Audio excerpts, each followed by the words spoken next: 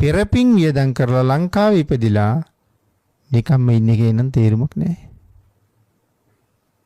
පෙරපින් වියදම් කරලා මෙහෙ ආවේ මරුණගින් පස්සේ මීට වඩා හොඳ තැනකට යන්න. බුදුරජාණන් වහන්සේ මේ රටට එච්චරම අනුග්‍රහ කළා. ඉතින් භාග්‍යතුන් වහන්සේගෙන් අපට ලැබිච්ච කරුණාව නම් පින්නතනේ නිමක් නැහැ. ඒ වුණාට ඒ කරුණාවේ මහිමය අපිට අද තේරෙන්නේ නැහැ. ලෞතර බුදුරජාණන් වහන්සේ පිරිනිවන් පානකොට ලෝකයට ඉතුරු කරන අති සුවිශේෂීම ධාතුන් වහන්සේ තමයි බුදුරජාණන් වහන්සේගේ නළල්තලයේ. විශාලතම සර්වඥ ධාතුන් වහන්සේ. බුද්ධ රාජ්‍ය කියන්නේ සක්වලවල්ම කෝටි ලක්ෂයක්. සක්වලවල්ම කෝටි ලක්ෂයක් කියන්නේ සෞරග්‍රහ මණ්ඩල කෝටි ලක්ෂයක් තියෙන බුද්ධ රාජ්‍යය. ඒ තරම් ලොකුයි බුද්ධ රාජ්‍යය. ඒ වුණාට අර විශේෂම ධාතුන් වහන්සේ භාග්‍යතුන් වහන්සේ කාටද දුන්නේ? අපිටනේ. සේරුවාවිල මංගල මහසෑය අදත් වැඩ ඉන්නවා. මේ කෝටි ලක්ෂයක් සක්වලටම විශේෂිත වෙච්ච චෛත්‍යයක් තියෙනවා නම් ඒකම චෛත්‍ය තියෙන ලංකාවේ.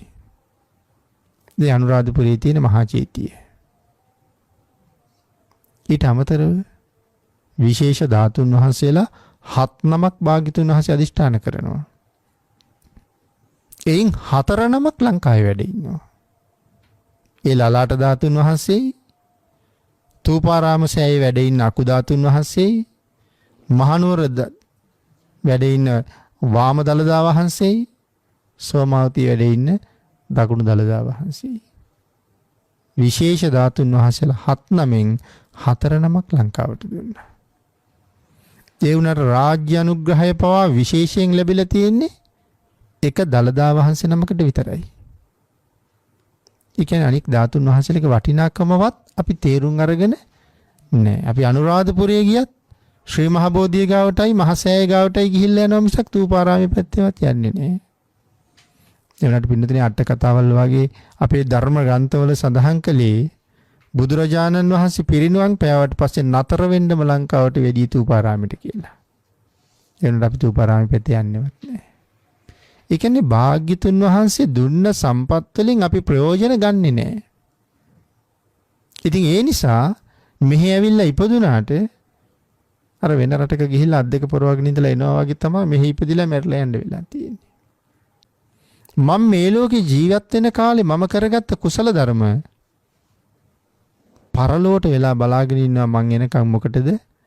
මාව පිළිගන්න. එහෙමනම් අපි කල්පනා කරන්න ඕනේ මමත් මෙහෙන් යනකොට මම පිළිගන්න පිරිසක් එහි ඉන්නවද කියලා. හැබැයි මේ එහි ඉන්න කවුරුවත් අපි පිළිගන්න ලෑස්ති වෙන්නේ නැහැ. මාව පිළිගන්න පිරිසක් එහි හදන්න ඕනෙත් මම්ම තමයි. හැබැයි ඒක හදන්නේ එහි ගිහිල්ලා නෙමෙයි මෙහිදී. ඒ කියන්නේ මම කරගන්න කුසල් මාව පිළිගන්න එහෙට වෙලා ඉන්නවා. ඒ කාරණාව භාග්‍යතුන් වහන්සේ ධම්මපද පාළියේ දේශනා කළේ. තතේව කත පුඤ්ඤම්පි අස්මා ලෝකං පරංගතං. මම විසින් කරන ලද පින අස්මා ලෝකා පරංගතං කියන්නේ මම මේ ලෝකේ අතහැරලා පරලෝ එනකන් බලාගෙන ඉන්නවා.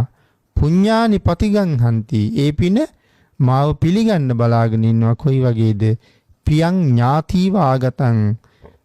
පිට රට ඉඳලා එන නෑය පිළිගන්න මම බලාගෙන හිටියා වගේ මේ ලෝකේ අතහැරලා මං එනකන් පරලෝට වෙලා මම කරගත්ත පින බලාගෙන ඉන්නවා.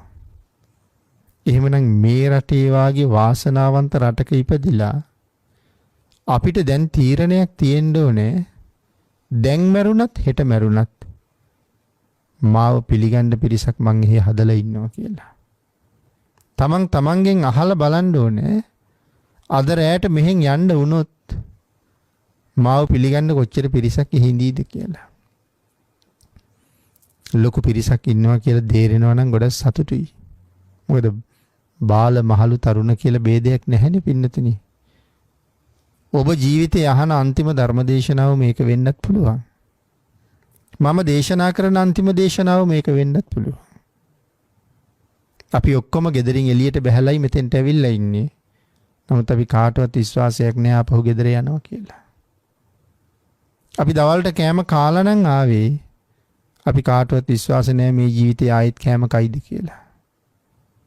රාත්‍රියට ගිහිලා නිදා ගන්න ලැබුණොත් අපිට විශ්වාසයක් නැහැ හෙට උදේ ඇඳෙන් බහින්න ලැබෙයිද කියලා. හෙට උදේ නැගිට්ටොත් ස්ථිරව කියන්න බෑ හැන්දෑවෙත් මේ යහනට එනවා කියලා. රැකියාව කරන තැනින් පුටුවෙන් නැගිටලා පිටත් වෙන්නේ හෙටත් එන්න. හැබැයි මේ පුටුවේ ආයේ ඉඳගනීද කියලා හරියටම කියන්න බැරි තරම් අස්තීය ජීවිතයක් අපිට තියෙන්නේ. ඒ නිසා හෙට පින් කරන්න ඉඳලා බෑ. අජ්ජේව කිච්ඡං ආතප්පං අද කළ යුතු දේ අදම කරන්න කෝජඤ්ඤා මරණං සුවේ කවුද දන්නේ හෙට මැරෙයිද කියලා.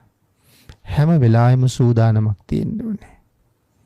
අපි ජීවිතේ නොඑක් දේවල් වලට සූදානම් වෙනවා. අපි පින්නතේ සූදානම් වෙන්නේ නැත්තෙම මැරෙන්න. අනික ඔක්කොම සූදානම් වුණාට වෙයිද දන්නේ. විවාහයට සූදානම් වෙනවා ගොඩක් කල් ඉඳලා විවාහ වෙන්න ලැබෙයිද දන්නේ. රස්සාවක් ගන්න ගොඩක් කාලෙක ඉඳලා ඉගෙන ගන්නවා. ඒ වුණාට රස්සාව ගන්න පුළුවන් වෙයිද කියලා දන්නේ නැහැ. වාහනයක් ගන්න සෑහෙන කාලෙක ඉඳලා මුදල් එකතු කරනවා. ඒ වුණාට වාහනේ නැගලා යන්න පුළුවන් වෙයිද කියලා දන්නේ නැහැ. විශ්වාස නැහැ. නමුත් මැරෙන බව අනිවාර්යයෙන්ම විශ්වාසයි. අපි ලෑස්ති වෙන්නේ නැත්තෙම ඒ මරණයට. ජීවත් වෙනවා කියලා කියන්නේම මැරෙන්න සූදානම් වෙන එක. ඒඳ හැම වෙලාවෙම ජීවිතේ පිනක් කරගන්න ඕනේ. මොකද මට ධනෙ තියෙනවා පුත්තු තියෙනවා කියලා හිතුවට එව්ව නිකන් මේ ලෞකික ලෝකයේ යම් දෙයක් විතරයි.